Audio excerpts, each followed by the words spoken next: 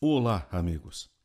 Os dados divulgados pelo Ministério da Educação mostrando que 25%, ou seja, de cada 4 estudantes, um integrante do ensino público no Brasil, do quinto e do nono ano, estão no nível mais baixo de português. Esta informação precisa ser processada e entendida como algo alarmante. Um aluno que atinge estes estágios e não consegue dominar o básico da escolarização terá dificuldade em todas as outras matérias. A mesma prova mostra que 40% dos estudantes brasileiros saem da escola sem saber interpretar um texto e 37% são incapazes de entender uma questão simples de percentagem em matemática. Não dominar a língua portuguesa dificulta o entendimento e estudo de qualquer outra matéria. Os empresários, os professores e empresas que fazem recrutamento e seleção sabem que esta situação no dia a dia, no trabalho, é mais grave do que se anuncia.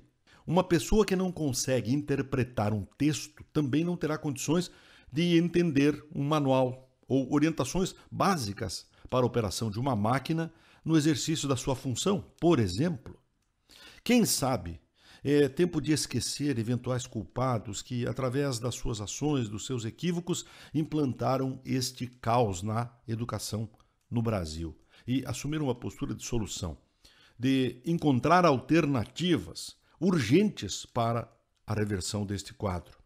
Arrisco a dizer que precisamos dizer aos nossos estudantes, aos nossos trabalhadores, que alguém que não gosta de estudar, nem de ler, pode até chegar à presidência da República, mas isso é um acidente de percurso e não é algo normal.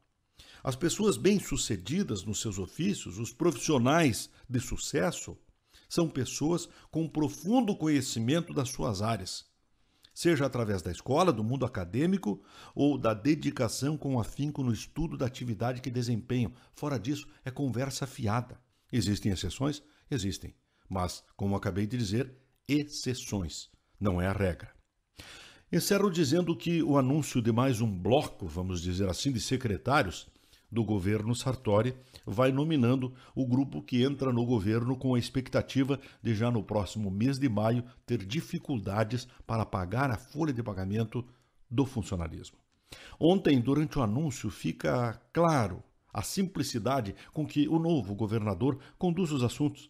Para aqueles que não tiveram proximidade geográfica e não conheciam Sartori, nos tempos de administrador em Caxias do Sul, devem estar estranhando a falta de cerimônia e um palavreado mais condizente com o mundo da política. O novo governador inaugura no estado um tempo de poucas palavras, pouca cerimônia e muita objetividade seguida de uma simplicidade franciscana. Até agora, aqueles que gostam de muita polêmica e respostas intermináveis para perguntas simples podem estar experimentando uma certa frustração.